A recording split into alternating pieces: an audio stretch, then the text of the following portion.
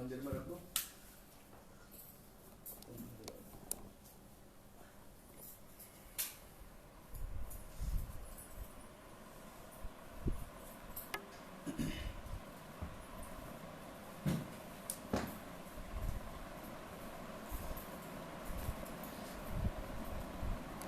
Speed कम कर दें अपन की।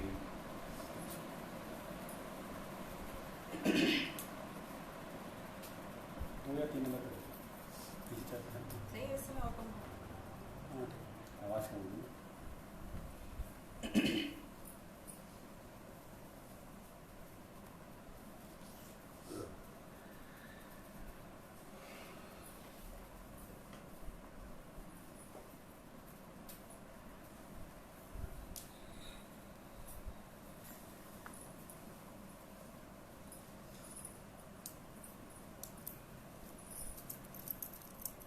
मन की पवित्रता के लिए 2 मिनट भगवान नाम संकीर्तन कर लेते हैं। श्री कृष्ण गोविंद हरे मुरारी, हे नाथ नारायण वासुदेव।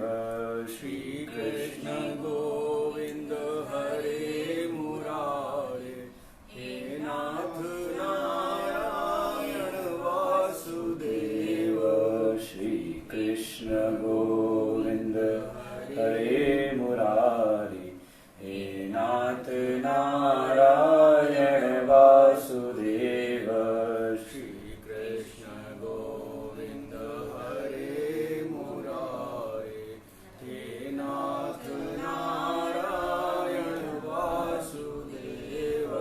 श्री कृष्ण गोविंद हरे मुरारी, हे नाथ नारायण वासुदेव।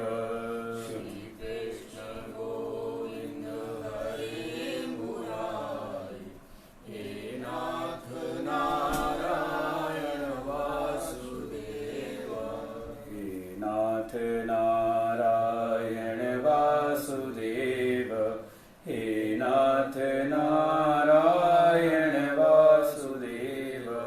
हे नाथ नारायण वासुदेव, हे नाथ नारायण वासुदेव।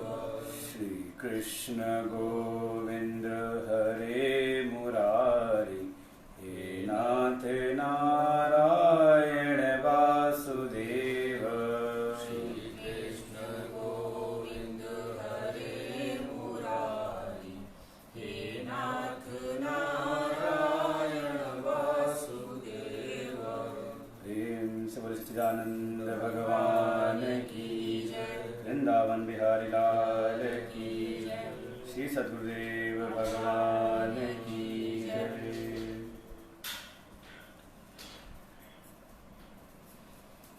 इसकी चेयर भी खोल दें तो ये भी बैठ सकते हैं। हाँ।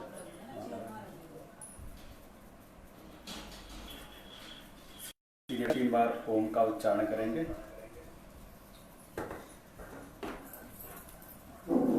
कमर से नीचे बैठे।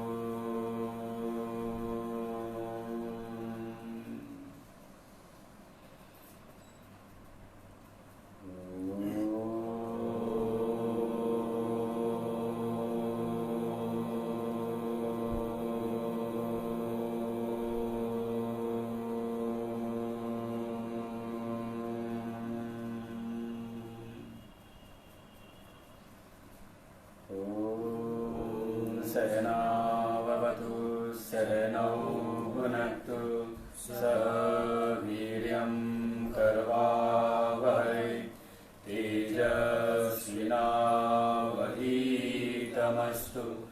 मा विद्विषावहै। ॐ शान्तिः शान्तिः शान्तिः। शङ्करं शङ्कराचार्यं केशवं बादरायणं सूत्रभाष्यकृतौ वन्दे भगवन्तो पुनः पुनः। ईश्वरो गुरुरात्मेति मूर्तिभेदविभागिने व्योमवद्व्याप्तदेहाय दक्षिणामूर्तये नमः। सदाशिवसमारम्भां शङ्कराचार्यमध्यमाम् अस्मदाचार्यपर्यन्तां वन्दे गुरुपरम्पराम्। श्रुतिस्मृतिपुराणानाम् आलयं करुणालयं नमामि भगवत्पादं शङ्करं लोकशङ्करम्। नारायणं पद्मभवं वसिष्ठं शक्तिं च तत्पुत्रपराशरं च व्यासं शुकं गौडपदं महान्तं गोविन्दयोगीन्द्रमथास्य शिष्यं श्रीशङ्कराचार्यमथास्य पद्मपादं च हस्तामलकं च शिष्यं तं तोटकं वार्तिककारमन्यान् अस्मद्गुरुन् सन्ततमानतोऽस्मि।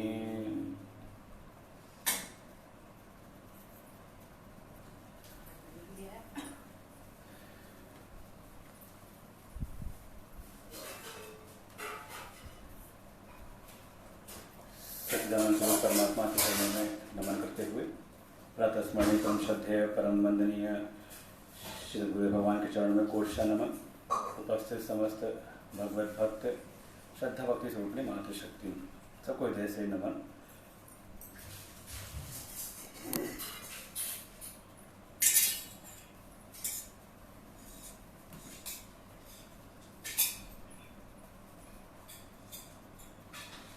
आज के इस कह सकते हैं वैश्विक महामारी के बीच में बहुत दिनों बाद आमना सामना हम लोग का हो रहा है। भगवान की जैसी कृपा अनुग्रह इस पितृपक्ष में, जिसको कि माना जाता है अपने पितरों के निमित्त हम श्राद्ध इत्यादि करते हैं। और इस पितृपक्ष में ज़्यादातर लोग भागवत कथा का श्रवण करते हैं पितरों के निमित्त। ऐसी लोक मान्यता है अगर पितृपक्ष में अपने पितरों के निमित्त श्रीमद् भागवत का हम श्रवण करें तो इसके द्वारा हमारे पितरों को मोक्ष की प्राप्ति होती है। इसका एक दैविक लाभ बताया गया। और अभी हम लोग चर्चा कर भी रहे थे श्रीमद् भागवत का जूम और फेसबुक के पर 1 महीने से लगातार चल रहा था श्रीमद् भागवत का। तो उस बीच ये कठोपनिषद का प्रसंग, एक नया प्रसंग, क्यों, क्या इसका महत्व है, तो समझना पड़ता है इस कठोपनिषद के द्वारा ही कि एक लोक मान्यता तो है श्रीमद् भागवत महापुराण की। इसके द्वारा आध्यात्मिक लाभ अर्थात श्रवणकर्ता के को भक्ति ज्ञान वैराग्य की प्राप्ति। हाँ, उनके कोई पितृगण हो तो उनको दैविक लाभ, उनकी सद्गति, उनको मोक्ष की प्राप्ति, और साथ ही साथ उसको भौतिक लाभ की प्राप्ति कराने वाला भागवत शास्त्र है। तो उसकी जगह पे हम एक कठोपनिषद क्यों श्रवण कर रहे हैं? तो कठोपनिषद मुख्य रूप से पहले तो समझ लें कि हमारे वेद का अंग है। हम सनातन धर्मावलंबियों के लिए वेद ही परम प्रमाण रूप में उपलब्ध होते हैं। मुख्य हमारा जो ग्रंथ है वो है वेद, मूल जो हमारे हैं सनातन धर्म के, उसको हम कहते हैं वेद। खुला रहने दो, फिर कोई ना कोई आएगा फिर लोग।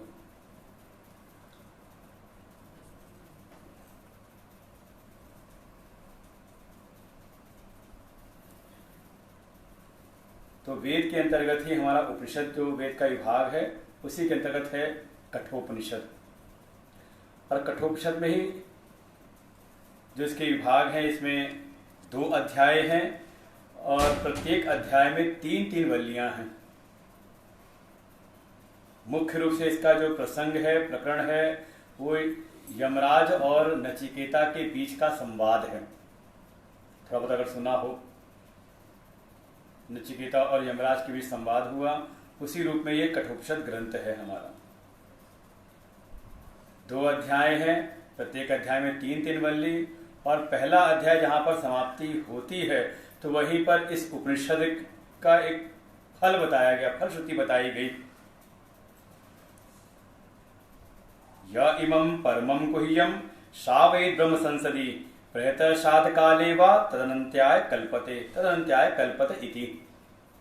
ऐसी इसकी फलश्रुति बताई गई पहले अध्याय के उपरांत कि ये जो परम गुह्य प्रसंग है, गोपनीय जो ज्ञान है, इसका जो कोई भी ब्रह्म संसदी अर्थात ब्रह्म संसद में अर्थात ब्राह्मणों की सभा में जहाँ विद्वान लोग बैठे हुए हों, जो ब्रह्म ज्ञान से ही युक्त हों, उनकी सभा में अगर कोई इसका वाचन करे, इसका पाठ करे, इसका श्रवण करे, और साथ ही साथ अब मानो समाज में कहीं ब्रह्म संसद ना मिले तो कह सकते हैं हाँ,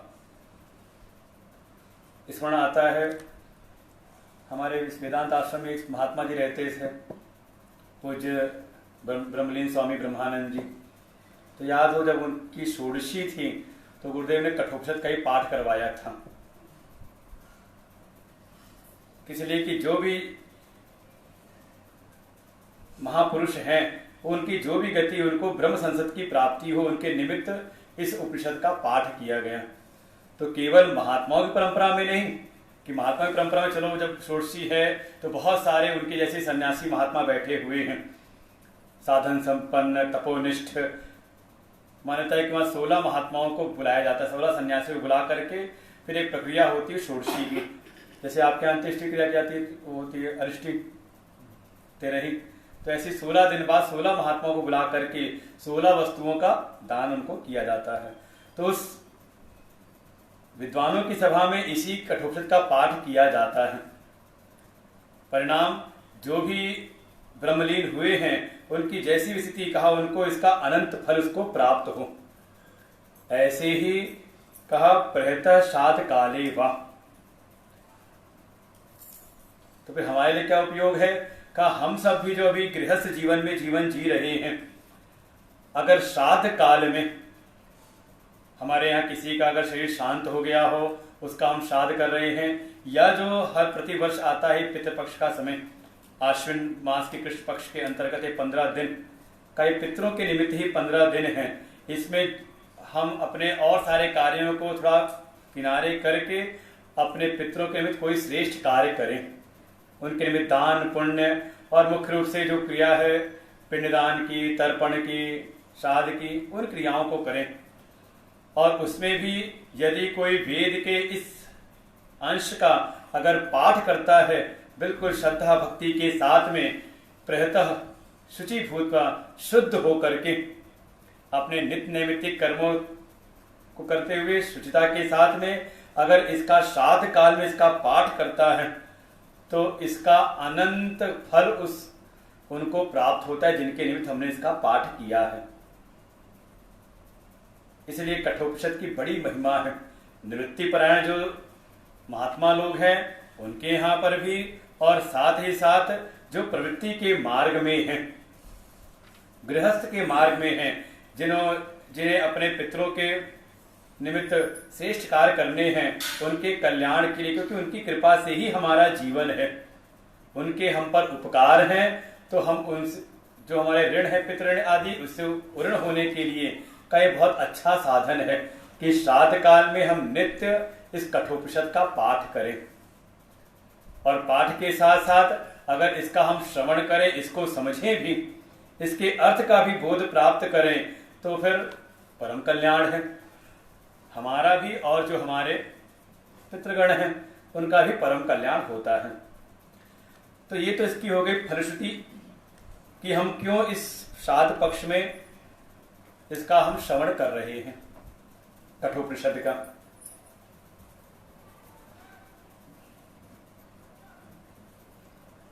अब आते ही थोड़ा कठोपनिषद को समझने का प्रयास करें। ये बच्चे ही बैठे हुए हैं, कम से कम अपनी परंपरा पता चलनी चाहिए इनको भी कि वास्तव में है क्या ये कठोपनिषद। तो पहले तो एक पक्की एक धारणा ये रहती कि हम सब के सब सनातन धर्मावलंबी हैं। हमारे धर्म का नाम है सनातन धर्म, ईशो धर्म सनातन। कालांतर में एक नाम पड़ गया हिंदू धर्म, लेकिन हमारे वेदों में तो नाम आता है सनातन धर्म, ईशो धर्म सनातन। आप भागवत उठाओ तो उसमें भी आएगा सनातन धर्म के कुछ मूल अंग हैं, वहां भी नाम सनातन धर्म ही आएगा धर्म के नाम पर। तो हमारा सनातन धर्म है, इसके मूल है वेद। कोई भी प्राणी बिना कर्म किए रह नहीं सकता, और कर्म का हेतु है कामनाएं, इच्छाएं, और मुख्य इच्छा का सुख प्राप्ति की इच्छा। सुखाय कर्माणि करोति लोको का सुख की इच्छा से ही संसार के समस्त प्राणी कोई न कोई कर्म में रत रहते हैं, कर्म में प्रवृत्त रहते हैं। लेकिन होता क्या है जीवन को देखें तो, जिस लक्ष्य को, जिस प्रयोजन के लिए हम कर्म में प्रवृत्त हुए थे, वो कर्म पूरा तो होता है, लेकिन जो प्रयोजन था उसकी प्राप्ति होती हमें दिखती नहीं। जीवन पर्यंत इस कर्म के क्षेत्र में हमें तृप्ति की प्राप्ति नहीं होती। और दूसरा भी है, कर्म से हम बच भी नहीं सकते। नहीं कश्चित् क्षणमपि जातु तिष्ठत अकर्मकृत। जो भी अभी देह में ही स्थित हैं, अभी उनको अपने स्वरूप की आत्मज्ञान की प्राप्ति हुई नहीं, अभी अज्ञान में हैं, तो कहा वो बिना कर्म किए रह भी नहीं सकते। कोई कहे कि नहीं हमने तो कर्म का त्याग कर दिया, तो जो त्याग कर रहे हैं वो भी तो त्याग रूपी एक कर्म ही हो रहा है, क्योंकि उसमें भी हमारा कर्तृत्व है, कर्ता भाव हमारे भीतर है कर्म का त्याग करते हुए भी। और देखिए शायद शारीरिक रूप से हम कर्म का त्याग कर दें, लेकिन मन और वाणी से छोड़ने के बाद भी उसी बात को विचार करते रहते हैं कि अब क्या हो रहा होगा, कैसे क्या कर रहे होंगे। का क्षण मात्र भी हम बिना कर्म किए रह नहीं सकते। तो करें क्या? तो इसके लिए ही फिर आश्रय लेना पड़ता है वेद का, क्योंकि जब तक हम अपने मन के अनुसार मनमाने ढंग से कर्म करते रहते हैं, तब तक इस संसार में कर्मों का जो परिणाम है, तृप्ति की प्राप्ति, वो तृप्ति हमें अनुभव में आती नहीं। जो हमने सुख की चाह की थी, शांति की चाह की थी, वो हमें अपने हाथ आती दिखती नहीं। कभी भी जीवन तृप्त नहीं होता। तो तृप्ति की प्राप्ति के लिए ही फिर हमारा जो आश्रय होता है वो होता है वेद, कि हम जो भी कर्म करें उसको हम अपने वेद शास्त्रों के अनुरूप करें, जैसा वेदों ने बताया है। इसलिए कर्म परख है विधि और निषेध के रूप में, कि जैसा जैसा वेद बताते हैं इस कर्म को हमें कैसा करना चाहिए, उसके अनुरूप हम अपने कर्मों को करें। कि हमारे पारिवारिक दायित्व कैसे हैं, कर्तव्य कैसे हैं, उसको समझें। हमारे सामाजिक कर्तव्य कैसे हैं, उनको समझें। अच्छा, परमार्थिक कर्तव्य उपासना करनी हो तो अपनी मर्जी से करते आ रहे, बुढ़ापा आ गया करते करते, लेकिन जो सुख शांति मिलनी चाहिए, तो कई बार समाज की प्राणी कहते हैं, कोई परेशानी बताई तो हमने कुछ बताया कि चलो भगवान की भक्ति करो, उपासना करो, या ये पूजा करो, तो तुरंत जवाब मिलता है गुरुजी हम बचपन से करते आ रहे हैं, बचपन से करते आ रहे हैं पूजा पाठ। तो क्या पूजा पाठ में दोष है? उपासना जो साधन है क्या उसमें दोष है? क्या उसमें दोष नहीं। हो सकता है हमारी साधनाओं में त्रुटि हो रही हो, कि जैसा वेद ने कहा है शायद हम वैसा नहीं कर रहे, अपने मन माने ढंग से उसको हम कर रहे हैं, इसीलिए जो उसका फल है, परिणाम है, वो हमको प्राप्त नहीं हो रहा। इसलिए अपने कर्तव्य अकर्तव्य, कार्य अकार्य, क्या करना है क्या नहीं करना है, इन सब में प्रमाण है हमारे वेद। वेद को हम पहले समझें कि वेद ने क्या बताया है हर विषयों में, अलग अलग अधिकारियों के अनुरूप, और सब एक समान है भी नहीं, सबकी योग्यताएं अलग अलग हैं, सबकी पात्रताएं अलग अलग हैं, तो उसी अनुरूप ही सबके लिए अलग अलग वेद ने उपदेश कर रखे हैं। तो उसको समझे, उसको जाने। हाँ, उसका उपाय है सत्संग, किसी संत के पास जा करके। अब कोई सोचे कि वेद ही प्रमाण है तो हम खुद ही उठा के पढ़ लें, तो बहुत मुश्किल है भाई। एक लौकिक जगत की भी जो विद्या है उसको भी जानने के लिए हमें गुरु के पास जाना पड़ता है, स्कूल में दाखिला लेना पड़ता है। नहीं अपने आप बना दो बच्चे को डॉक्टर इंजीनियर घर में बैठा करके, है संभव? कोई स्वयं टीचर हो, पढ़ाने वाला हो, वो भी अपने बच्चे को स्कूल भेजता है। क्यों भेज रहा है? कोई तो कारण होगा।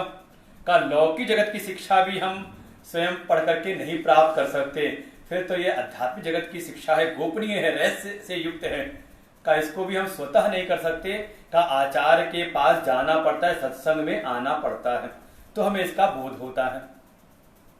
तो वेद ही परम प्रमाण के रूप में है। फिर वेद भी 4 वेद हैं क्रम से, ऋग्वेद, यजुर्वेद, सामवेद और अथर्ववेद। बच्चों को जानना चाहिए कम से कम, कहते हैं जनरल नॉलेज है। अब कोई सनातन धर्म का हिंदू हो, हिंदू कहे उसको यही ना पता हो वेद क्या होते हैं, वेद कितने हैं, तो फिर शर्म की बात है ना। तो खुद भी जाने, बच्चों को भी सब चीजें, बेसिक चीजें बताते रहें, नहीं तो केवल नाम के हिंदू रह जाएंगे वो। का 4 वेद हैं, ऋग्वेद, यजुर्वेद, सामवेद और अथर्ववेद। ये जो वेद हैं समग्र रूप में इनके मुख्य रूप से 2 विभाग हैं। एक को हम कहते हैं कर्म का विभाग, कर्मकांड, और दूसरा हम कहते हैं ज्ञान कांड, ज्ञान का विभाग। जो पहला जो कर्म का विभाग है वो थोड़ा ज्यादा विस्तृत है। माना जाता है 80% जो ऋचाएं हैं वेद की वो कर्म परक हैं, कर्म का विभाग समझाने के लिए ही हैं।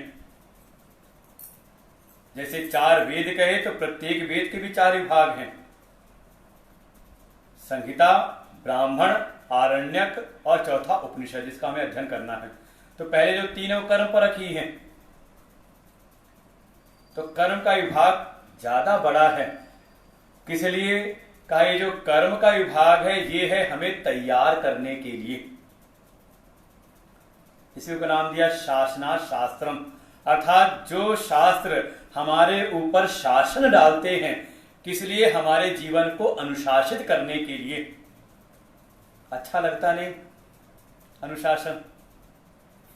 और देखें बच्चे को बनना डॉक्टर है, इंजीनियर है, पढ़ाई कितने साल की? कहा 4 साल की, लेकिन उसकी तैयारी के लिए कितने साल लगते हैं? कितनी पढ़ाई करनी पड़ती है? 9 से कोचिंग शुरू हो जाती है। 9 से क्यों? और प्राइमरी क्लास में ABCD नहीं सीखा क्या भाई? 1 से लेके 12 तक तो है ही है, और आज का समय हो तो का कौन कौन सा आता है, nursery, pre nursery, KG, LKG, क्या क्या सब चलता रहता है। लगता है कम से कम 15-16 साल। उसके बाद भी कोचिंग करें, अगर पहले अटेम्प्ट बनाने के लिए कोचिंग करते कितने साल निकलता है।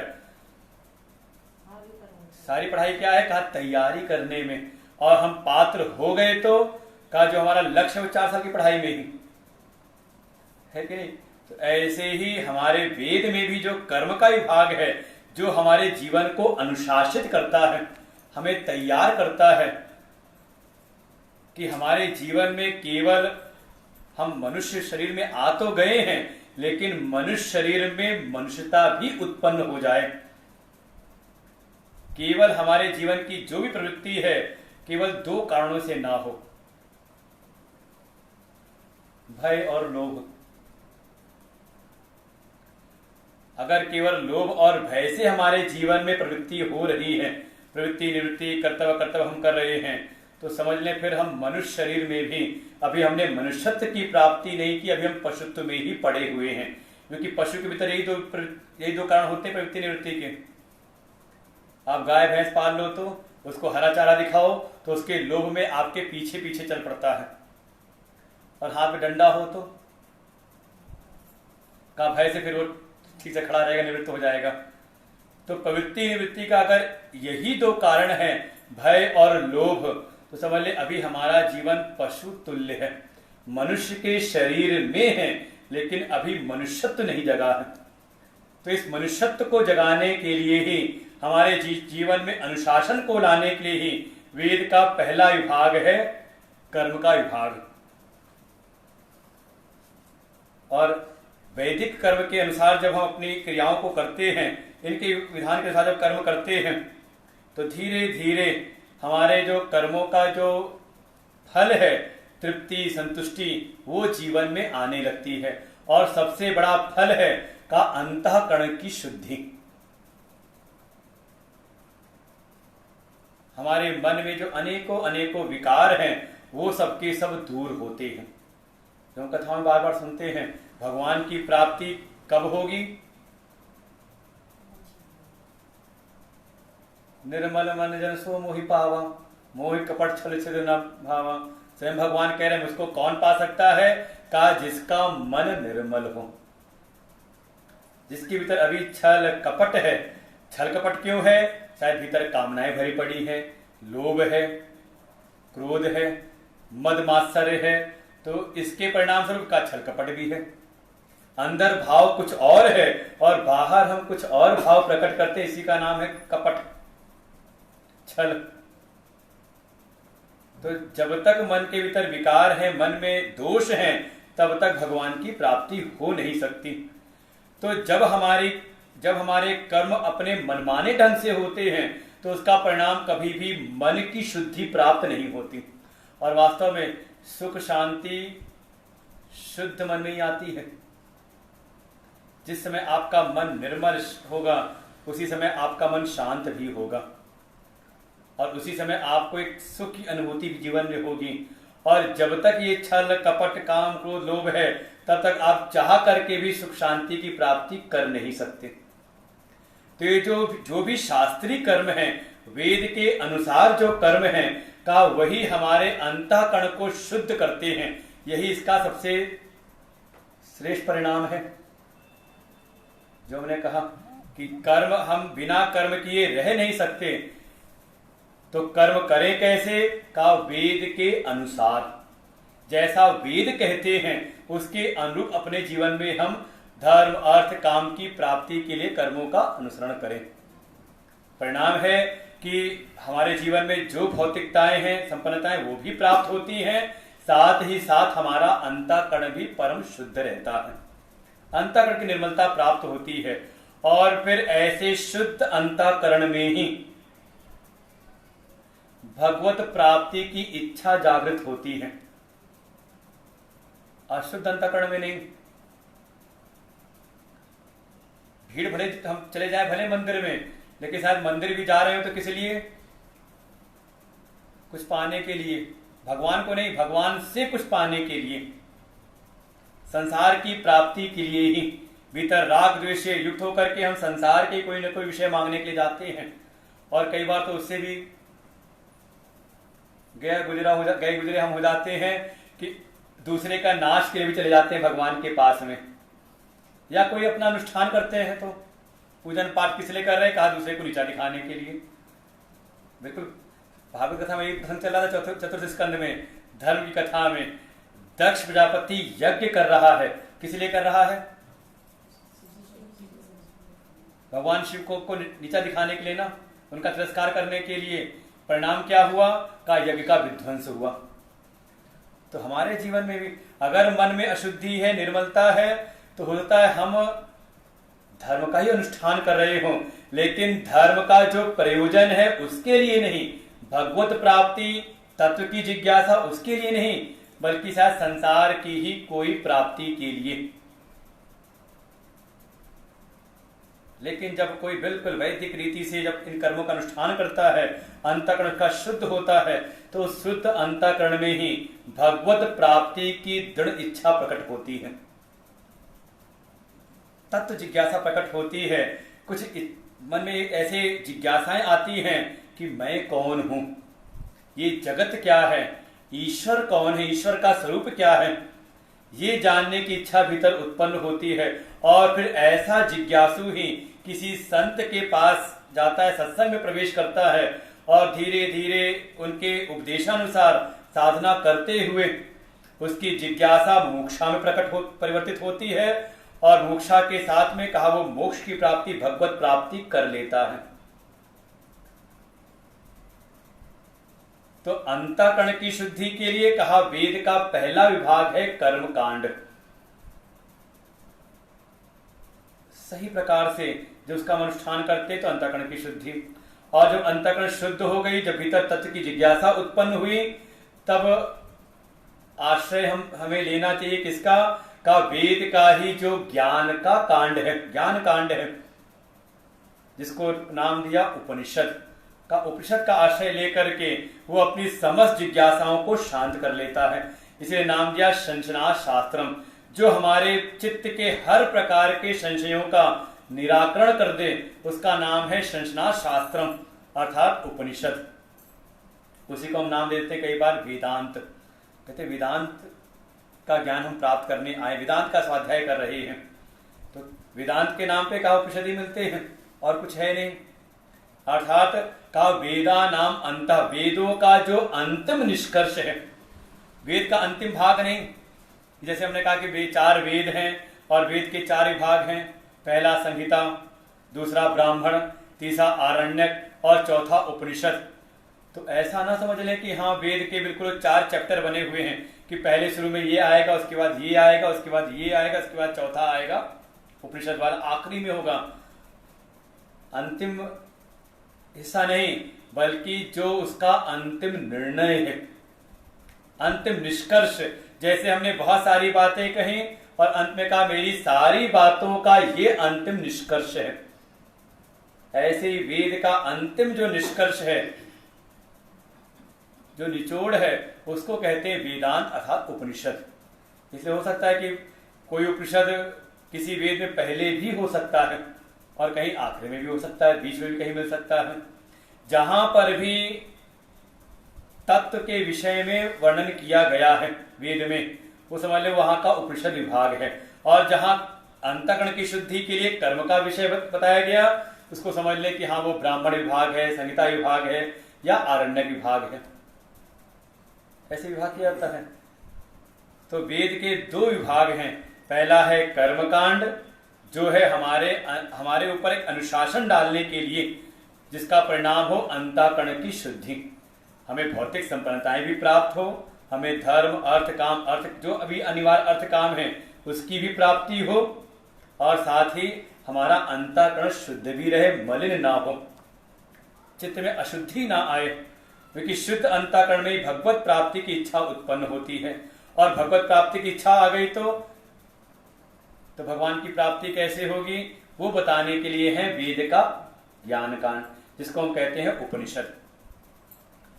तो उन्हीं उपनिषदों में हमारे मुख्य 10 उपनिषद जिनकी ज्यादा महिमा हुई, ज्यादा ख्याति हुई, और कहते थे ख्याति भी इसलिए कि जो भी अलग अलग मत के जो आचार्य हुए, उन्होंने इन 10 उपनिषदों को ही प्रमाण मान करके अपने अपने मत की स्थापना की, समाज में उस पर भाष्य लिख करके, अपनी टीकाएं लिख करके उस पर उसको प्रचारित किया।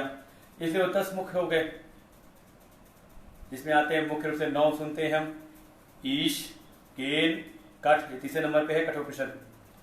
फिर प्रश्न, मुंडक, मांडूक्य, ऐत्रेय, तैत्रेय और श्वेताशतर उपनिषद, जो भी रामेश्वरम में था साधना शिविर में। कुछ जगहों पे श्वेताशतर उपनिषद को हटा करके जहां 10 उपनिषदों की गणना करते हैं, वहां पे 8 तो ये आ गए, ईश, केन, कठ, मांडुक्य, ऐत्रेय, तैत्रेय, और 2 हो गए छांदोग्य और बृहदारण्यक उपनिषद। ये चारों वेदों से हैं उपनिषद। जैसे पहला वेद है ऋग्वेद, तो ऋग्वेद का उपनिषद है ऐत्रेय उपनिषद। दूसरा है यजुर्वेद, यजुर्वेद सबसे ज्यादा उपनिषद है। यजुर्वेद की भी 2 शाखाएं हैं, सब जानना चाहिए कम से कम अपनी परंपराओं को, अपने वैदिक वाङ्मय के कम से कम एक मोटा मोटा आउटलुक तो हमें पता होना चाहिए। ऋग्वेद की 2 शाखाएं हुई, शुक्ल यजुर्वेद और कृष्ण यजुर्वेद। जैसे आप जितना भी कर्मकांड कराते हो ब्राह्मणों से उत्तर भारत में, ये जितने भी ब्राह्मण सब शुक्ल यजुर्वेदी हैं, वो जो पाठ करते हैं सब शुक्ल यजुर्वेद के अनुसार पाठ करते हैं। और आप चले जाओ दक्षिण भारत में तो वहां कृष्ण यजुर्वेदी ब्राह्मण मिलेंगे आपको, तो सब पाठ में अंतर आपको दिखाई देगा। वो कई बार देखा पाठ करते ब्राह्मणों को हाथ हिलाते रहते हैं, हरि ओम ऐसे करके बोलेंगे, अपना स्वर देते हैं हाथ से, का वो सब शुक्ल यजुर्वेदी ब्राह्मण। और आप दक्षिण चले जाओ तो वहां कंठ से स्वर देंगे, किसी को बिल्कुल उदात उठा के उठाएंगे और कभी उसको किसी को करेंगे, केवल स्वर से अपने कंठ से स्वर देते हैं, का वो सब कृष्ण यजुर्वेदी। ऐसे विभाग हैं। तो शुक्ल यजुर्वेद के उपनिषद हैं ईशावास्य उपनिषद और बृहदारण्यक उपनिषद। और कृष्ण यजुर्वेद का उपनिषद एक तो जिसको हम चर्चा करने बैठे हैं कठोपनिषद, तैत्तरीय उपनिषद और उसी में श्वेताक्षर उपनिषद। फिर आया सामवेद, सामवेद के दो उपनिषद हैं केनोपनिषद और छांदोग्य उपनिषद। और चौथा जो अथर्ववेद है उसके हैं प्रश्नोपनिषद, मुंडक उपनिषद और मांडुक्य उपनिषद। इस प्रकार सभी वेदों से ये उपनिषद लिए गए हैं मुख्य रूप से। और ऐसे उपनिषदों की गणना 108 मानी गई है जो आज के समय उपलब्ध होते नहीं, मुख्य रूप से 10 उपनिषद ही। और कुछ उपनिषद और भी चर्चा चलती है, जैसे कभी सुना हो कैवल्य उपनिषद, जहाँ पे प्रवचन भी हुआ था। हाँ, वो प्रारंभिक रूप से बताया जाता है, ध्यान की प्रक्रिया से बहुत अच्छी बताई गई है। फिर हमने नाम लिया श्वेताक्षर उपनिषद, कैवल्य उपनिषद, ऐसे कुछ और भी उपनिषदों के नाम आते हैं, कलिसंतरणोपनिषद, अमृत बिंदु उपनिषद, ऐसे करते हैं बहुत सारे हैं, लेकिन मुख्य है 10 उपनिषद। अगर इनका भी कोई ठीक प्रकार से, और इसमें भी कह जाए कोई अगर अपनी शाखा का अगर एक उपनिषद का भी अगर ठीक प्रकार से अगर वो चिंतन कर ले, मनन कर ले, तो उसको सारे उपनिषद पढ़ने की आवश्यकता नहीं पड़ती। अब ठीक है, उतनी अब पात्रता है नहीं, तो एक सुनते हैं, नहीं समझ आता दूसरा सुनते हैं, दूसरा। अच्छा, मेरी मुख्य बात तो ये भी कि अपनी परंपरा में तो नहीं पता कि हम कौन सी शाखा के हैं। वे जिस परंपरा में आप दीक्षित हैं, तो वहां पे वो जो आचार्य होते हैं किसी परंपरा से होते हैं, शाखा से। जैसे हमारी परंपरा जो है, हमारी गुरु परंपरा है, हमारी यजुर्वेद की है, उसमें भी कृष्ण यजुर्वेद, और उसके अंतर्गत भी तैत्तरीय शाखा। तो हमारा उपनिषद हो गया कृष्ण यजुर्वेद की तैत्तरीय शाखा, तो हमारा उपनिषद हो गया तैत्तरीय उपनिषद। तो जो हमारे गुरुदेव से जो दीक्षित हैं, तो उनकी ये परंपरा हो गई। तो सारे उपनिषद अध्ययन करते हुए कहा मुख्य रूप से अध्ययन करते हैं अपने तैत्तरीय उपनिषद का। तो अगर कोई एक उपनिषद अपनी परंपरा का अध्ययन कर ले तो जरूरी नहीं पड़ता कि सबका सब पढ़े वो, कि उसी का श्रवण ठीक ठीक प्रकार से युक्ति युक्त उसका मनन और उसको भीतर धारण कर ले, तो उसको इस जीवन में ही उस परमात्म तत्व का बोध हो जाता है और वो जीवन मुक्त हो जाता है। जीवन मुक्ति ही परम लक्ष्य है, आत्यंतिक सुख की प्राप्ति। थोड़ा कठिन तो रहेगा, उपनिषद है, वो शाम का टाइम 1.5 घंटे कर दिया, कुछ सुबह का रिवीजन करने के लिए। इसी उपनिषद की क्लास जो होती है 1 घंटे की होती है। भागवत हो तो भागवत 3 घंटे का, 4 घंटे संगीत वाले हो तो 5 घंटे सुनो। कहते शुरू होने का समय है, समापन का कोई समय नहीं, जहाँ संगीत चलती रहती रात भर, तो वहां बैठ सकते हो भजन कीर्तन करते हुए। फिर कहीं पर गीता का उपनिषद हो रहा हो तो गीता का स्वाध्याय हो रहा हो तो कहेंगे 1.5 घंटे क्लास रख लो। जैसे भी चल रही थी 1.5 घंटे क्लास चल रही थी डेली ऑनलाइन, तो 1.5 घंटे का थोड़ा कठिन है, पुरानी कथा से थोड़ा कठिन है, ज्यादा कथाएं नहीं है, सिद्धांत परक है। लेकिन उससे भी जब ऊपर जाते हैं उपनिषद की कक्षा में, तो कहा बस 45 मिनट ही बहुत है, इसे टाइम रख दो 1 घंटे का, तो चलो आने जाने को औपचारिकताओं में समय 10-5 मिनट निकलेगा और फिर बाकी जो ज्ञान का प्रसंग है वो 45 मिनट पूरा कर लिया जाएगा। क्योंकि हमारा मन ज्यादा देर तक एक विषय पर टिक नहीं पाता, और पात्रता ना हो तो कई बार ऐसा होता है कि बैठे बैठे नींद भी बहुत अच्छी आती है। यहाँ सत्संग प्रारंभ हुआ और फिर 1 घंटे की वो नींद आते ही कुछ पूछे ना। लेकिन भगवान की ऐसी कृपा है, श्राद्ध पक्ष में उपनिषद का हम श्रवण कर रहे हैं, तो भगवान की कह सकते हैं विशेष कृपा हमारे ऊपर है। जल्दी उपनिषद सुनने को प्राप्त होता नहीं समाज में। कथाएं मिल जाएंगी लेकिन उपनिषद शायद नाम ही पहली बार सुना हो, इसलिए पूरी भूमिका बता रहे हैं उपनिषद है क्या चीज। तो प्रवेश करते हैं अपने उपनिषद में।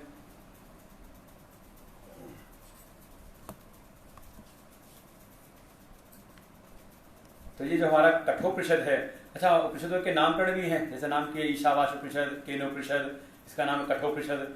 तो इसके नाम से समझ में आ जाता है कई बार किसी उपनिषद का नामकरण कर देते हैं जिस शब्द से उपनिषद का प्रारंभ हुआ हो। जैसे नाम दिया ईशावास्य उपनिषद, तो वहां का शब्द ही ये पहला शब्द है, ओम ईशावास्यमिदं सर्वं का ईशावास्य ही उसका पहला शब्द है, ईशावास्य उपनिषद। दूसरा है केनोपनिषद, केनेशितम प्रतितम प्रेषितम मनः।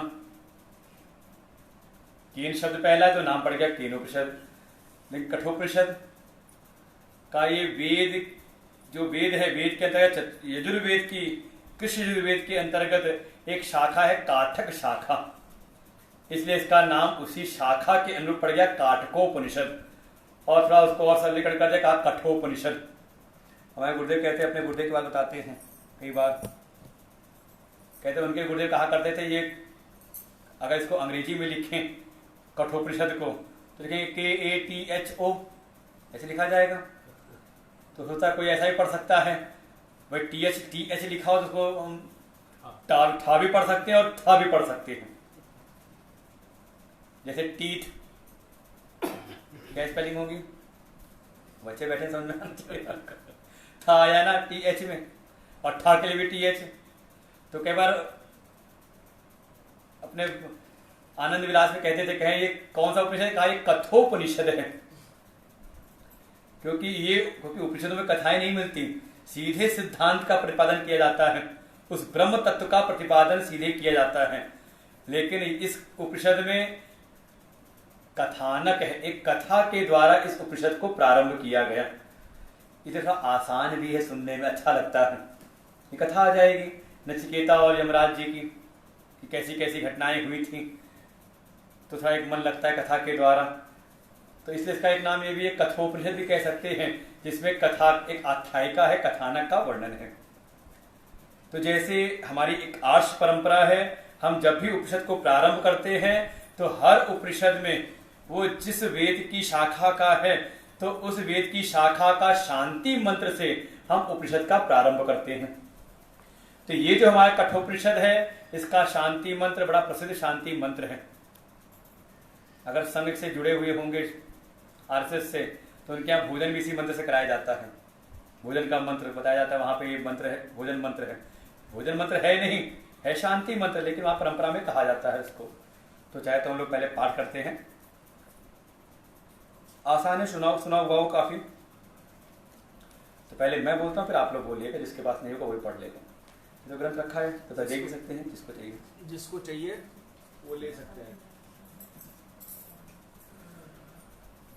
प्रतियां है स्वामी जी लेकर आए, सीमित थी, जो मिल पाई प्रतियां। बाकी ध्यान सुनेंगे तो रिपीट कर लेंगे, ऐसा नहीं, कठिन नहीं, आसान है।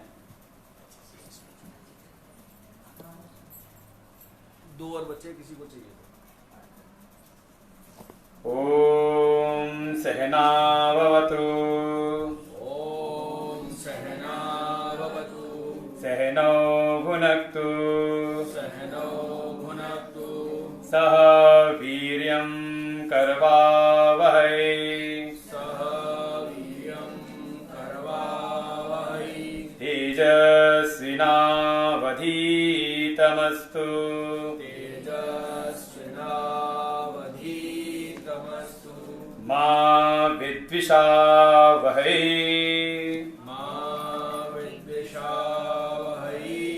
ओम शांति शांति शांति। ओम शांति शांति शांति। ये हमारी एक ऋषि परंपरा है, प्राचीन परंपरा हमारी है कि कोई भी कार्य प्रारंभ करना हो तो हम स्तुति से करते, प्रार्थना से करते हैं। भगवान की स्तुति के द्वारा, अपने गुरुजनों की स्तुति के द्वारा हम उस कार्य को प्रारंभ करते हैं, जिससे उनकी कृपा से हमारा ये कार्य निर्विघ्न पूर्ण हो। और देखिए इस शांति मंत्र में एक प्रकार प्रार्थना ही है, और इसका जो व्याख्यान है भगवान भाष्यकार जी ने आखिरी में किया है, पहले नहीं किया है। प्रारंभ में मंत्र लेकिन पहले नहीं करके बल्कि आखिरी में किया है कि ये जो हम शांति मंत्र पढ़ रहे हैं किस लिए पढ़ रहे हैं का उसका हेतु बताया कि ये जो भी हम ग्रंथ का प्रारंभ कर रहे हैं, जो भी हम उपनिषद का प्रारंभ कर रहे हैं, इसमें जो भी विघ्न हैं, बाधाएं हैं, वो दूर हों। और साथ ही साथ कई बार हमारे चित्त में, हमारे मन में कुछ दोष आ जाते हैं, उन दोषों को दूर करने के लिए भी भगवान से प्रार्थना है कि जब तक हम इसका अध्ययन करें, स्वाध्याय करें, तब तक हमारा मन जो है उन दोषों से दूर रहे। क्योंकि मन में अगर दोष हैं, काम, क्रोध, लोभ, मद इत्यादि अगर विकार है मन में, वो कहा ना निर्मल मन जन सो मोहि पावा। अगर कोई निर्मल मन होकर के इसका श्रवण न करे तो उसको फिर इसका उचित लाभ प्राप्त नहीं होता। सुनने के उपरांत भी भाई ऐसा नहीं कि हम सुनेंगे तो सब समझ में आ जाएगा, ये कोई कंफर्म नहीं। वैसे अब इसको भी देखा जाए लौकिक दृष्टि से देखें तो भाई एक ही आचार्य हैं, क्लास में, कक्षा में एक ही अध्यापक है, वही पढ़ा रहा है, और सामने बैठे जो 40 बच्चे हैं, क्या सबको एक ही समान ज्ञान हो जाता है?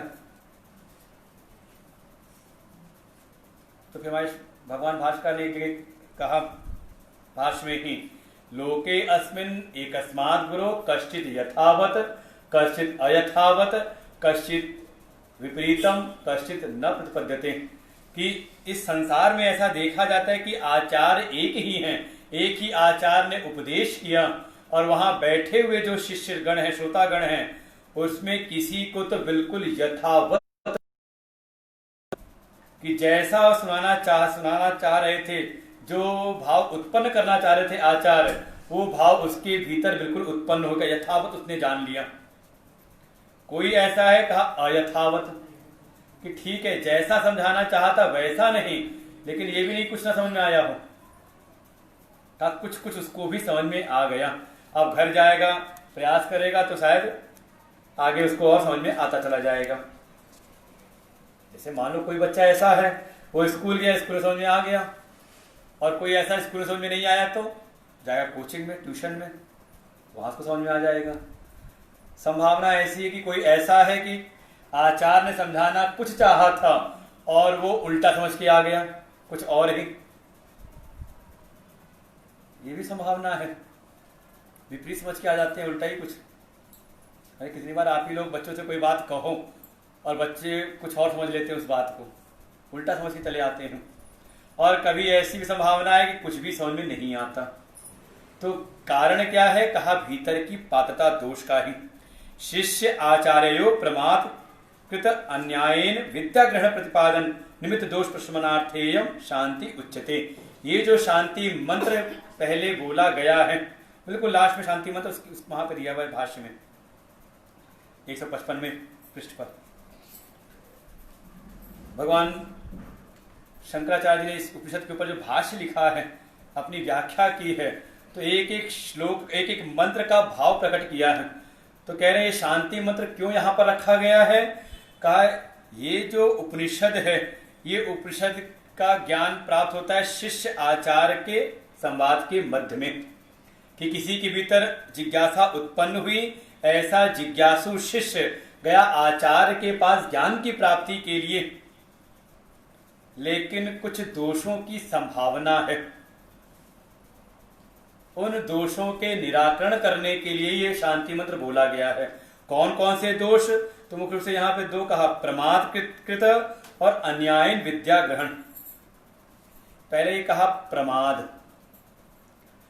कि हम अगर प्रमाद से युक्त होकर के अगर श्रवण करें तो श्रवण का फल जो है व्यर्थ हो जाता है। ये तो भागवत जी में ही आता है। भागवत जी का महात्म्य की अगर कथा सुने तो वहां पे एक सूत्र है कि 8 चीजें नष्ट हो जाती है अगर सही प्रकार से न की जाएं। अदृढ़ं च हतम ज्ञानम प्रमादेन हतम श्रुतम संदिग्धो हतो मंत्रो व्यगचित्तो हतो जपः, ये ऐसे करके वहां पे 8 चीजें गिनाई हैं। तो वहीं पे कहा कि अगर बार बार अभ्यास करके ज्ञान को दृढ़ न किया जाए तो ये ज्ञान जो है वो नष्ट हो जाता है कुछ समय बाद, इसलिए बार बार उसकी पुनरावृत्ति करनी पड़ती, बार बार सुनना पड़ता है। फिर अगर सुनते समय हमारे चित्त में प्रमाद है, प्रमादेन हतम श्रुतम, अगर प्रमाद से युक्त होकर के अगर हम श्रवण कर रहे हैं, सत्संग में बैठे तो हैं, आचार्य के समीप बैठे हुए हैं, लेकिन प्रमाद भी है। प्रमाद माने जी कुछ कह रहे हैं ना, प्रमाद में बैठे हैं मन कहीं और है। हाँ ये कह सकते हैं। सरल शब्द लोग कहते हैं आलस से, लेकिन आलस प्रमाद को अलग अलग किया गया। सही कहा जाएगा, सत्संग के मामले में कहा जाए इस स्वाध्याय के रूप में तो यही कह सकते हैं प्रमाद है, अर्थात बैठे तो है सत्संग में, तो मौके पर ध्यान बना रहना चाहिए सत्संग में, लेकिन अचानक वो ध्यान चला गया कहीं और, घर की याद आ गई, किसी दोस्त की किसी मित्र की याद आ गई, तो क्या हुआ, अगर प्रमाद है, थोड़ा अगर चित्त एकाग्र नहीं है, ध्यान अगर जैसे मंदिर में जाते हैं तो कई बार ध्यान भगवान पर ना करके इधर उधर जाता है। अच्छा यहाँ के मंदिर बड़ा अच्छा बना हुआ है, ये छत लगता है स्वर्ण का बना हुआ, सोने का छत्र है,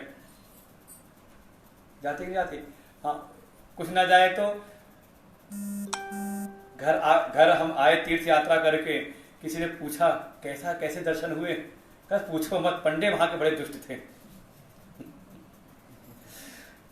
किसका ध्यान बना रहा,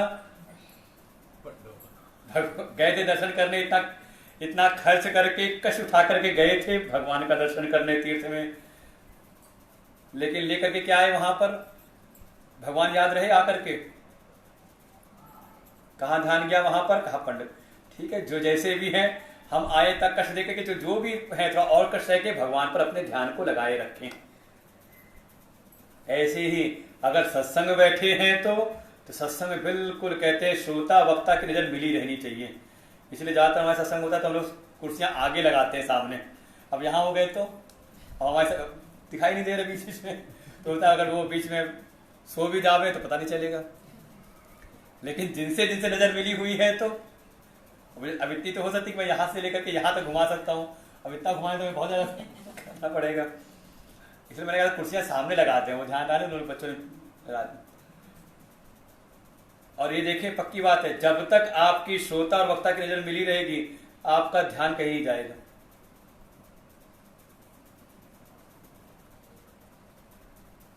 डिलीवरी सबसे अच्छी होती है श्रोता वक्ता की नजर मिली रहे, क्योंकि हमें अनुभव मालूम कब हुआ, जब पहली बार लोग जो विधान शासन समिति दिल्ली के विधान शासन समिति वाले हैं, उन्होंने कहा स्वामी जी बहुत दिनों के सत्संग नहीं हो रहा, 3 महीने तो पूरे हो गए, आप जूम पे प्रारंभ कर दीजिए, हम लोग सब व्यवस्था बना रहे हैं।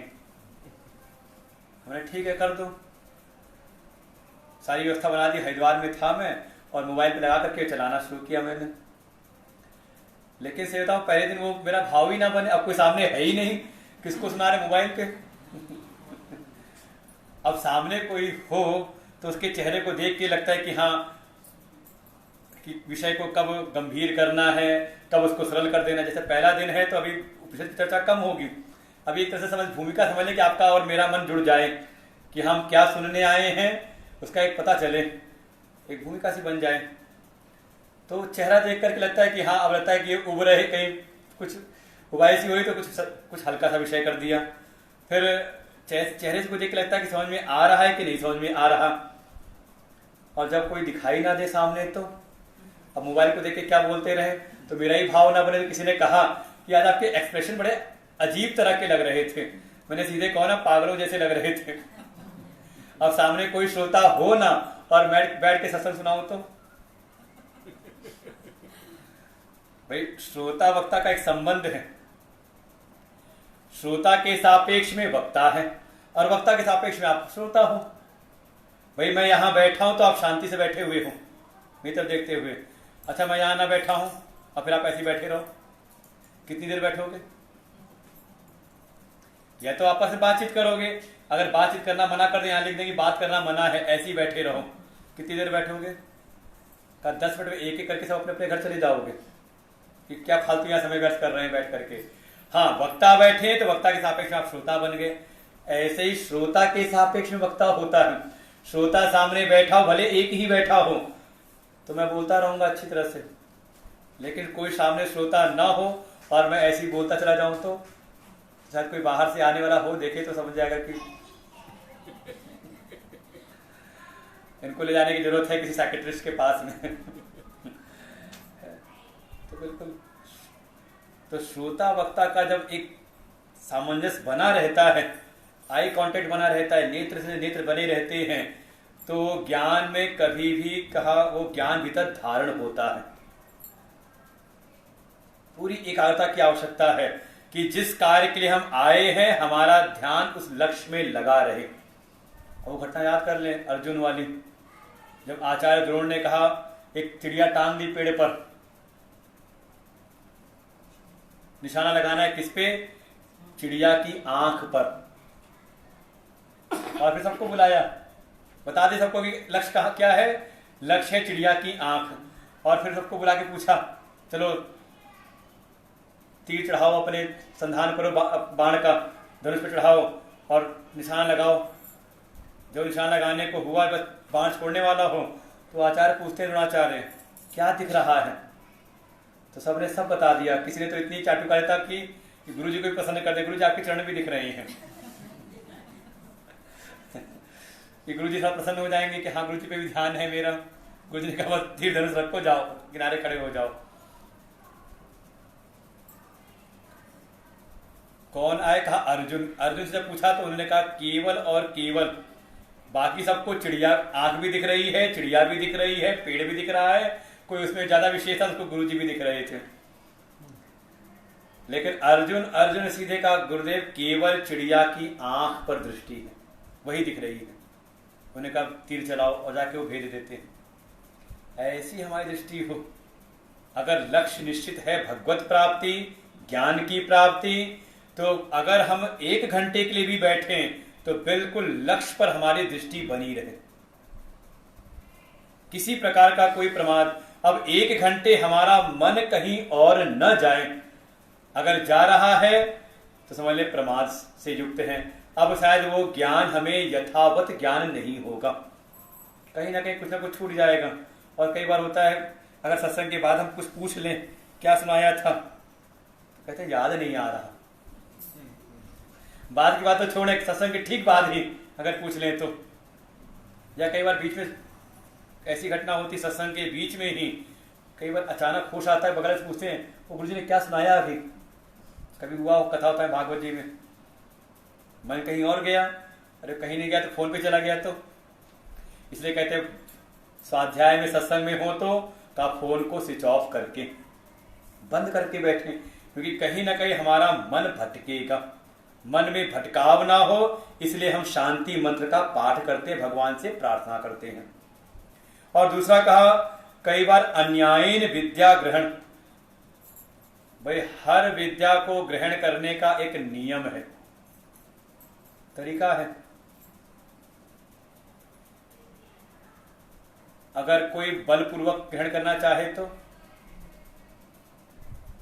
पात्रता भीतर है नहीं, और हम अपने शक्ति बल ऐश्वर्य से उसको प्राप्त करना चाहें तो, भाई किसी को अगर डॉक्टर भी बनना है, तरीका क्या है? पहले +2 पास करे बायो लेकर के, फिर कमीशन पास करके तब प्रवेश करें। लेकिन किसी ने उस पात्रता पर ध्यान दिया नहीं और अपने बल ऐश्वर्य से जाके प्रवेश पा ले तो, और डिग्री लेकर के आ जाए उसमें भी अपना कुछ जुगाड़ लगा ले तो काफी दुनिया वाले बचते हैं फिर ऐसे डॉक्टरों से। अन्याय पूर्वक नहीं कहा, विधि विधान से।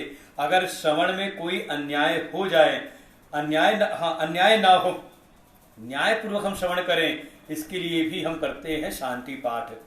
न्याय पूर्वक इसका से कह सकते हैं कि ज्ञान की प्राप्ति होती है श्रद्धा के द्वारा। श्रद्धावान लभते ज्ञानम। जो श्रोता है, श्रोता के भीतर जिज्ञासा हो, जिज्ञासा की भावना हो, जानने की इच्छा हो, शिष्यत्व हो, और जो वक्ता है उनके हृदय में कोई आस ना हो। और गोस्वामी जी इसी बात को सरल कर देते हैं। सूत्र ये है, और गोस्वामी जी ने क्या कहा उसको, सचिव वैद कुर तीन जो। सुंदरकांड की चौपाई तो है ये, पाठ करते होंगे सुंदरकांड। सचिव वैद गुर तीन जो, प्रिय बोलई भय आस, राज धर्म तन तीन होई बेगई नाश। कहे तीनों का नाश करने वाले होते। उसमें कहा गया आचार्य गुरु भी। अगर गुरु या आचार्य अगर भय और आस से अगर बैठ करके मंच पर बैठे हो, भाई हो सकता है कि कोई बाहुबली हो, बैठा दे, बैठ के प्रवचन सुनाओ हमें, जो तुम्हारे भीतर ज्ञान है सुनाओ, नहीं तो गर्दन काट देंगे। क्या करेंगे? घटना आती है कि कोई ऋषि, उनके भीतर ज्ञान तो है और सामने जिज्ञासु भी है, सुनने वाला सुनना भी चाहता है, लेकिन खतरा क्या है कि अगर मैंने ये गोपनीय ज्ञान उपदेश किया तो कोई एक बैठा हुआ है इंद्र, वो मेरी गर्दन काट देगा, उसने ऐसा कह रखा है। उन्होंने कहा कोई बात है, चिंता ना करिए, डर मत, डरिए मत, आप अपना सिर उठा करके रख दीजिए इधर, मैं आपके सर पे घोड़े का सिर लगा देता हूं, और फिर आप उपदेश कर दीजिए, और वो आके जब सिर काटेगा तो मैं वापस आपका सिर लगा दूंगा। मतलब कहीं ना कहीं घटनाएं सब दिखती है हमारे शास्त्रों में। अगर किसी भय से अगर कोई सुना रहा है तो क्या हो गया का अन्याय, या फिर आस से, हाँ कोई मंच पर बैठा हो कि कुछ मिलेगा, कुछ हवा अच्छा चढ़ेगा, इस आस से अगर कर रहा है, या सेवा कुछ ज्यादा होगी यहाँ पर इसलिए सुना रहा है, तो काफी शायद उसमें हित नहीं होगा साधक का, श्रोता का। वास्तव में आचार्य के हृदय में हित की भावना हो, और भय और आस से नहीं बल्कि कृपा के भाव से, करुणा से ओतप्रोत होकर के हैं, तो अपने स्वरूप में स्थित ब्रह्मनिष्ठ हैं, परमात्म तत्व की प्राप्ति कर चुके हैं, और जब परमात्म तत्व की प्राप्ति कर चुके, आत्म स्वरूप को जान चुके हैं, तो अब इस संसार में ना तो किसी से किसी प्रकार का कोई भय है और ना कुछ प्राप्ति की आस है। भाई उस ज्ञान की प्राप्ति होते ही, क्योंकि एकत्व का, उस अद्वैत तत्व का बोध हो गया, तो हमेशा संसार में भय होता है द्वैत में। जहां हम दूसरे को मानते तभी भय होगा दूसरे से, और जहां दूसरे की सत्ता रही ही नहीं जिस ज्ञान के द्वारा, तो भय की संभावनाएं समाप्त हो गई। और फिर सब में अपनी आत्मा को, सब अपनी आत्मा में जिसने जान लिया, तो जब अपने से पृथक कोई वस्तु की सत्ता है नहीं, सब जब समझ लिया सब स्वप्नवत है, तो आस किसकी रहेगी? अच्छा, सपने में मिली वस्तु की आस रहती है? सपने में जो खजाना मिला, अच्छा सपने में जो कोई गर्दन काट रहा था, जो सपने सिर काटे, कोई भयानक जीव पड़ा था हमारे सपने के पीछे, जग गए तो मन में एक निश्चिंता आती, सब सपना था। तो सपने की वस्तु का ना तो भय होता है, ना वहां किसी प्रकार की कोई आस रहती है। ऐसे ही जो उस सारे जगत को ही जिन्होंने सपनवत समझ लिया, उमा कहूं मैं अनुभव अपना सत हरि, भजन जगत सब सपना, जिसने सारे जगत को स्वप्नवत ही जान लिया, तो उनके हृदय में तो कोई भय और आस रही नहीं। हाँ, कोई जिज्ञासु सामने आया, शिष्यत्व की भावना से युक्त होकर के, कुछ जानने की इच्छा से आया, तो करुणा से ओतप्रोत होकर के का उसका कल्याण करने की भावना से उसको उपदेश करती है, और कोई कारण नहीं।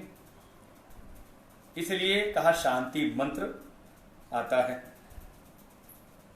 इन दोषों की निवृत्ति करने के लिए, कि जो जिज्ञासु है, शिष्य है, उसमें प्रमाद ना रहे, प्रमाद रूपी दोष ना आए, और जो वक्ता है उसमें भी कहीं भय और आस वाली भावना न रहे, हित की भावना हो।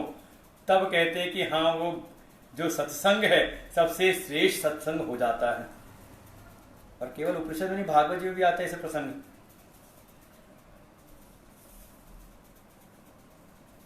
कि जब श्रोता और वक्ता जब दोनों कृष्णार्थी होते हैं, कृष्ण प्राप्ति की इच्छा से युक्त होते हैं, तो वो सत्संग होता है सत्वगुणी, उसका सर्वोत्तम लाभ आध्यात्मिक लाभ की वहां प्राप्ति होती है। और कहीं दोनों में से कोई एक भी अगर अर्थार्थी भाव से हो गया युक्त, तो चाहे वक्ता हो जाए कि अर्थार्थी भाव से कथा सुनाए, तो कहा कथा का जो विशेष लाभ है वो उत्पन्न नहीं होता। अच्छा, वक्ता तो बिल्कुल अपने कृष्णार्थी भाव में है, लेकिन श्रोता अगर अर्थार्थी भाव से है का तब भी नहीं, उत्तम लाभ नहीं होगा। जब दोनों ही कृष्णार्थी भाव से हो जाएं कि जिस विद्या की प्राप्ति करने हम आए, जो ज्ञान की प्राप्ति करने आए हैं, इसका एकमात्र प्रयोजन है आत्म कल्याण, संसार की लौकिक जगत की प्राप्ति नहीं। वो तो अपने पुरुषार्थ से हमने भगवान की कृपा से प्राप्त कर रखा है। अगर भगवान के पास आए हैं, ये धर्म का अनुष्ठान कर रहे हैं, किस लिए? का भगवत प्राप्ति के लिए ही। तो इस प्रकार से इन सारे दोषों को करने के लिए ही, शमन करने के लिए ही शांति मंत्र का हम पाठ करते हैं। जो हमने पाठ किया, ओम सहनावतु सहनो भुनक्तु सह वीर्यं करवावहै तेजस्विनावधीतमस्तु मां विद्विषावहै। ओम शांति शांति शांति। अब थोड़ा शांति मंत्र को समझ लें। ओम कहा भगवान का नाम है, सबसे सटीक नाम अगर भगवान का देना हो, तस्य वाचिका प्रणव। प्रणव के द्वारा, इस ओम के द्वारा उन परमात्मा का ही हम संबोधन करते हैं। वो जो परमात्मा है, परमेश्वर हैं, सहनावतु, सह नौ अवतु, वे परमेश्वर हम दोनों की रक्षा करें। किन दोनों की? जो हम दोनों बैठे हुए हैं, गुरु और शिष्य। तो ये दोनों ही मिलकर प्रार्थना कर रहे हैं, गुरु और शिष्य, इस उपदेश के पूर्व, कि जब तक हम इस ज्ञान की प्राप्ति कर नहीं लेते, तब तक भगवान की ऐसी कृपा बनी रहे कि हमारी रक्षा होती रहे। बीच में ये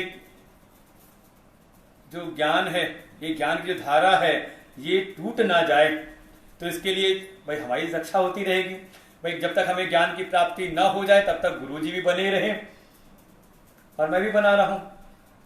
और बीच में अगर चले गए तो कोई एक भी, तो कहा फिर शुरू करना पड़ेगा दोबारा आकर के। तो कहा ओम सहनावतु, हे परमेश्वर आप हम दोनों की रक्षा करें, हम दोनों का रक्षा करें। फिर सहनौ भुनक्तु, हम दोनों का साथ साथ ही पालन करें। भुनक्तु मतलब जो भी हमारी आवश्यकताएं, अनिवार्यताएं हैं शरीर के पालन पोषण के लिए, जो भी व्यवस्थाएं हैं, उन सबकी आप व्यवस्था कर दीजिए, होती रहे। सह वीर्यम करवावहै, फिर जो भी हम दोनों के द्वारा जो भी कार्य हो रहे हैं, जो भी हम अध्ययन रूपी ये कार्य कर रहे हैं, ये अध्ययन रूपी कार्य भी तेज को प्राप्त हो, सामर्थ्यवान हो जाए। इस ज्ञान के द्वारा हमें हमारे भीतर सामर्थ्य की प्राप्ति हो, जिससे हमारे और सारे कार्य सिद्ध हो जाएं। मां विद्विषावहै, और साथ ही साथ हम दोनों में आपस में विद्वेष ना हो, द्वेष उत्पन्न ना हो, क्योंकि ये भी संभावना बनी रहती है। शिष्य का आचार्य के प्रति और आचार्य का शिष्य के प्रति, वैसे आचार्य की संभावना कम होती है, शिष्य के प्रति ज्यादा हो जाती है, शिष्य में ही। आज सुबह था जब स्थिर प्रज्ञ के लक्षण, वहां जब प्रसंग था क्रोधात् भवति सम्मोह, एक क्रम है, ध्याय तो विषयान पुंस, ऊपरा क्रम बताया कि जब विषयों का ध्यान करते हैं तो उससे आसक्ति हो जाती है, संगा संजायते काम, फिर आसक्ति से कामना उत्पन्न होती है, कामना अगर बाधित हो तो क्रोध उत्पन्न होता है, और क्रोध आ जाए तो सम्मोह को उत्पन्न कर देता है, क्रोधात् भवति सम्मोह।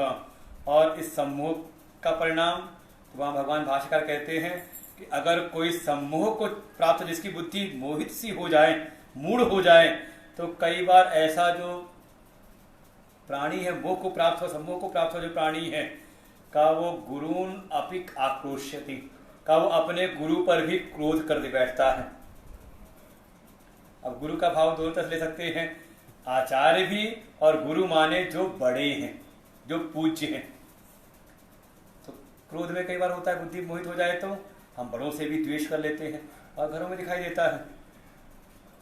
है माता पिता, बच्चा है, माता पिता तो सुनित भावना है कि बेटे का कल्याण उसका जैसे भी आगे बढ़े, लेकिन बच्चे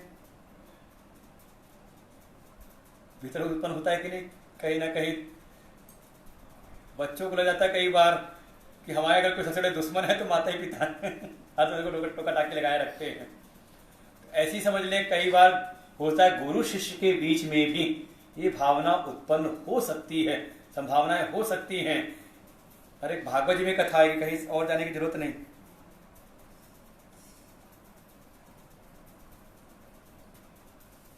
एक समय देवताओं के जो गुरु हैं बृहस्पति, वो नाराज होकर के चले गए। इंद्र ने कुछ तिरस्कार किया। एक सभा में बैठे हुए थे इंद्र, नृत्य गायन चल रहा था, आए बृहस्पति, तो इंद्र ने उनकी तरफ देखा ही नहीं, क्योंकि मन में उनकी तरफ देखेंगे, नजर से नजर मिलेगी तो उनका सम्मान करना पड़ेगा, और सम्मान करने में अगर मैं खड़ा हुआ तो सब खड़े हो जाएंगे, फिर नृत्य गायन रुक जाएगा बीच में, इसका जो रस प्रवाह है ये अवरुद्ध हो जाएगा। तो उन्होंने अपनी नजर बचा ली, लेकिन गुरुजी समझ गए कि देखो मद में चूर होकर मेरा तिरस्कार कर रहा है, वो ऐसे अंतर ध्यान हो गए। अब सूचना मिल जाए दैत्यों को कि देवताओं के गुरु नाराज हो गए हैं, उनको तो मौका इसी ताक में रहते थे, तुरंत चढ़ाई कर दी उनके ऊपर, पराजित हो गए। क्या करें? तब ब्रह्मा जी कहने पर उन्हें त्वष्टा ऋषि के पुत्र विश्वरूप को अपना गुरु बना लिया, आचार्य बना लिया, और उनसे अपने धर्म कर्म जगह आदि कराने लगे। बस ये था जो विश्वरूप है, ये भागवत कथा है, 6 के 7वें स्कंद में आती कथा। अब वो विश्वरूप जो है उनका भाव ये कि उनके पिता तो हैं देवकुल के, ऋषि कुल के, लेकिन जो माता है वो है दैत्य कुल की, तो उनका दोनों ही कुल से बड़ा अपनापन है। वो जब कभी आहुति दे यज्ञ में तो देवताओं को आहुति दे तो चुपके से दैत्यों को भी आहुति दे दिया करते। और ये इंद्र को लगा कि देखो देवताओं को तो बल मिल रहा है, लेकिन ये दैत्य भी बड़े बलिष्ठ हो रहे हैं, इन पर हमारी विजय नहीं हो रही। जब विचार किया, खोजबीन की, तो समझ जान गए कि ये जो गुरु जी हैं ये हमें भी आहुति दिला रहे हैं, साथ में दैत्यों को भी आहुति दिला रहे हैं। वो आया गुस्सा और उनको उठाई तलवार और गर्दन काट दी उनकी। वही फिर इंद्र को ब्रह्म हत्या लगती है। तो क्या हुआ? अगर मोह हो तो कहा जो शिष्य है गुरु के प्रति भी विद्वेष अपने भीतर ले आता है। बहुत सारी कथाएं, रामायण में कथा आती है। काकभूषुंडी जी क्यों कौवे के शरीर में है? पहले शाप मिला था उज्जैन में, महाकाल में क्यों मिला था? का गुरु की अवमानना की।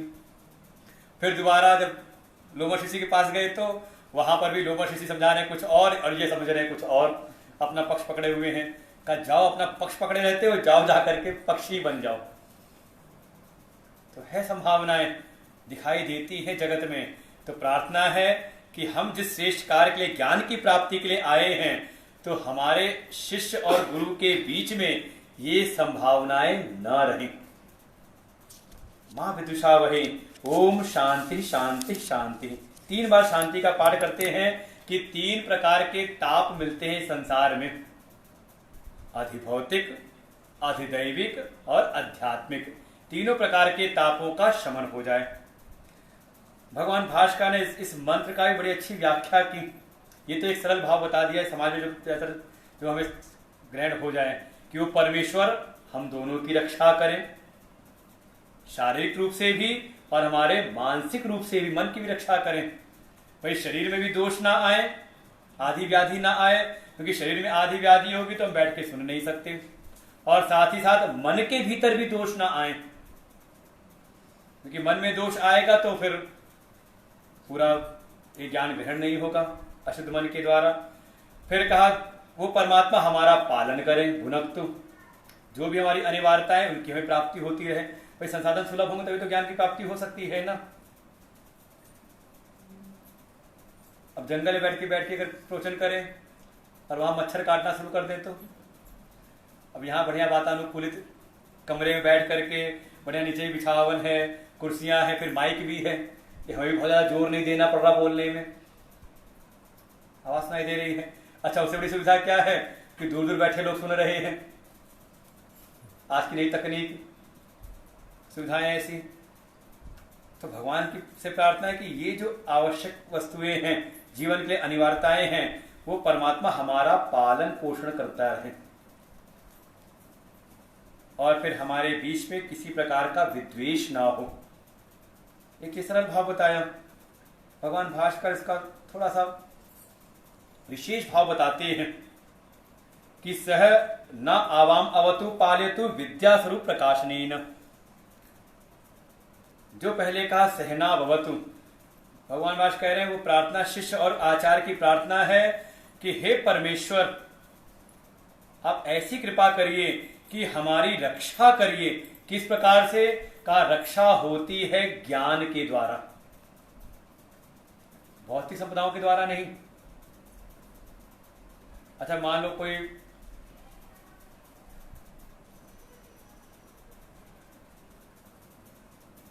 कोई शस्त्र ही रखता हो, घर में टंगा हो शस्त्र, और कोई डकैत आ जाए घर में, लेकिन बंदूक चलाने ना आती हो, तो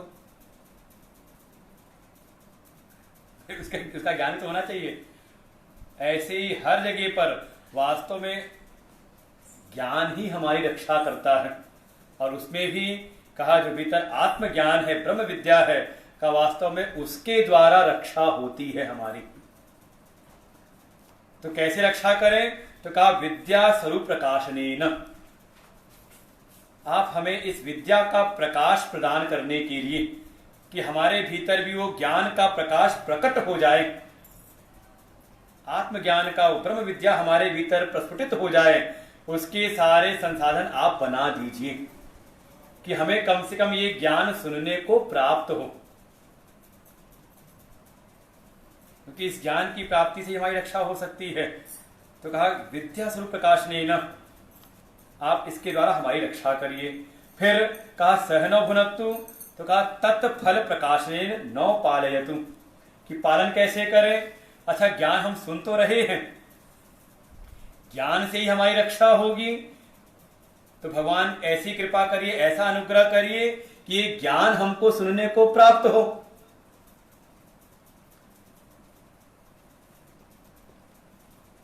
लेकिन उसका फल भी तो जीवन में आना चाहिए ना, कि सुन तो लें। अच्छा, ये ज्ञान तो है ना हमारे भीतर, आत्मा अजर अमर है, सब जानते हो ना, आत्मा मरती नहीं, न उसका जन्म है न उसका मरण है, सब जानते हो ना। वही आत्मा मैं हूं, जानते हो ना। कौन हो आप? तो कई बार लोग कहते, मैंने कई बार पूछा, हाँ आप कौन, परिचय थोड़ा दीजिए अपना, बताइए आप कौन है। तो कहते हैं किसका परिचय दें गुरु जी? इस शरीर का। तो हमने कहा अच्छा लगता है कि हाँ वो बताना चाह रहे हैं कि मैं सब जानता हूं कि मैं शरीर नहीं बल्कि आत्मा हूं, आत्मा का कोई परिचय नहीं, वो निर्गुण निराकार है। भाई जिसकी कोई आकृति हो, कोई गुण हो, तब तो उसका परिचय हम देंगे ना, क्रिया गुण विशेषण संबंध के द्वारा। भाई इसकी कोई क्रिया हो तो बता दें कि हाँ ये ड्राइवर है, ये डॉक्टर है, इंजीनियर है। उसमें कोई विशेषता हो तो विशेषण के हिसाब से बता दें, कोई संबंध हो तो संबंध बता दें। तो वो आत्मा में तो है नहीं, किसका परिचय? शरीर का परिचय। तो लोग जाहिर ऐसा करते हैं कि मैं जानता हूं कि मैं आत्मा हूं, तो ये ज्ञान तो है कि मैं शरीर नहीं, मैं आत्मा हूं। किसी के अंत्येष्टि में भी गए तो कह देते चलो भाई उनका चले, वो चले गए, फला फला व्यक्ति चले गए, और गए देखा शरीर तो पड़ा हुआ है उसका। कहा ये शरीर नहीं, शरीर तो यही रहता है, वो जो शरीर के भीतर इसके मालिक थे शरीर के, आत्मा का, वो चली गई अपने कर्मों के अनुसार। ये लौकिक भाषा में लोग व्यवहार में बोलते हैं, मतलब जान रहे हैं ना कि मैं शरीर नहीं, मैं आत्मा हूं। उसका फल प्रकट हुआ कभी?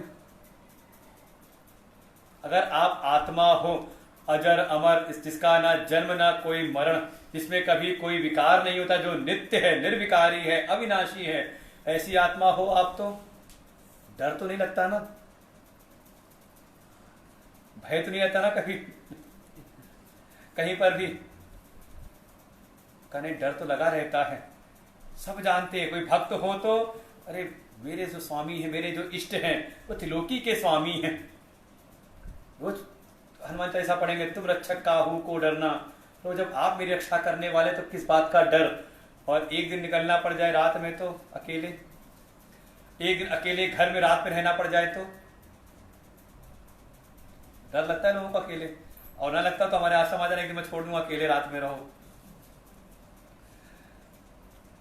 घर में तो ठीक है, सोसाइटी में रह रहे हैं सब, वो जब खेतों के बीच में आश्रम बना हुआ है वहां पे अकेले, और रात में कहीं हवा चले और वो खड़खड़ खड़खड़ आवाज आना शुरू गन्ने के खेतों में, तो हल्की सी अगर पत्ती भी हिले तो कुछ भूत प्रेत तो नहीं।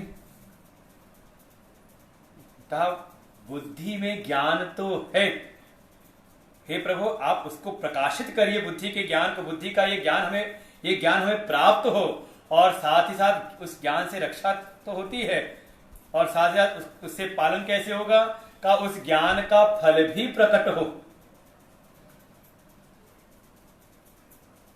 कि हमारे जीवन से ये भय आस मिट जाए। जब आत्मा नित्य है, अविनाशी है, तो भय किस बात का, किस बात का। कहा अभी वो ज्ञान का फल प्रकट नहीं हुआ है। इसको हमारे शास्त्र में दो चीजें कही जाती हैं, एक होता है परोक्ष ज्ञान और एक होता है अपरोक्ष अनुभूति। परोक्ष अर्थात बुद्धिगत ज्ञान हो जाता है, जानकारी हो जाती है, लेकिन अभी उसका अनुभव नहीं है। एक दृष्टांत से समझ में आ जाएगा। तो कठिन, आज उससे ज्यादा कठिन कर नहीं रहे, आज पहला दिन है। कोई एक कन्या बड़े लाड दुलार से घर में उसका पालन पोषण हुआ, माँ बाप ने बड़े लाड दुलार से पाला पोसा उसका, बड़ी हुई, पढ़ते लिखते उसकी शादी हो गई। अभी घर का काम काज कुछ सीखा नहीं था, ना रसोई का ना कुछ, कभी गई नहीं, मौका ही नहीं मिला कभी। पढ़ते लिखते ही विवाह हो गया उसका, चली गई अपने ससुराल में।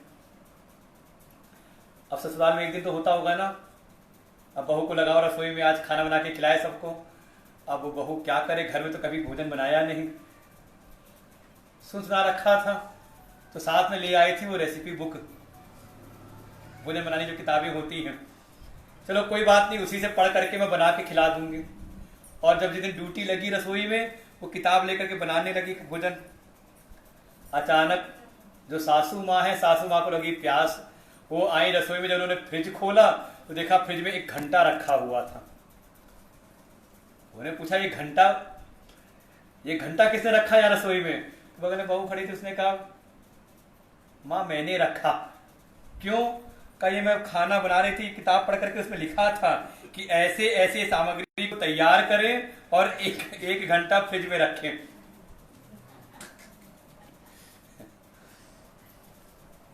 अब अनुभव में होता, करके आई होती, वो सुनाया था किताबी ज्ञान का मौके, किताबी ज्ञान नहीं मतलब था कि वो सामग्री तैयार करके 1 घंटा फ्रिज में रख दें। उसको क्या लगा कि हाँ ये सामग्री ऐसे तैयार करो और 1 घंटा फ्रिज में रख दो। तो का यही अंतर है। का एक होता है परोक्ष ज्ञान, बुद्धि में जानकारी तो हो गई लेकिन उसका अनुभव नहीं हुआ। तो अगर अनुभव नहीं है तो समय आने पर वो ज्ञान साथ नहीं देता, सहायता नहीं करता, वो ज्ञान फिर हमारा पालन नहीं करता, पोषण नहीं करता। इसलिए भगवान से प्रार्थना है, हे परमेश्वर आप हमारे भीतर ज्ञान का प्रकाश भी उत्पन्न करिए, वो सारे संयोग बना दीजिए कि हमें भी आचार्य की प्राप्ति हो, हमें भी वो सद ज्ञान, वो परम तत्व का ज्ञान प्राप्त हो, सुनने को हमें मिले, और सुनने के साथ साथ वो हमारे चित्त में धारण भी हो जाए, हमें उस ज्ञान का अनुभव भी हो जाए। क्योंकि अनुभव हुआ ज्ञान ही समय आने पर हमारी सहायता करता है, हमारा पालन पोषण करता है। और का ये जो हमारा संबंध है, गुरु शिष्य का संबंध, इसमें किसी प्रकार के कोई दोष ना आए, ना कभी गुरुजी मेरी उपेक्षा करें और मेरे भीतर भी कोई ऐसा भाव उत्पन्न ना हो। हम दोनों एक दूसरे का वर्ण किए रहें, मेरा वर्ण गुरु के प्रति हो और गुरु मेरा भी वर्ण किए रहें, मुझको अपने शिष्य रूप में स्वीकार किए रहें। ओम शांति शांति शांति। तीनों प्रकार के जो ताप है उनका शमन, उनकी शांति हो।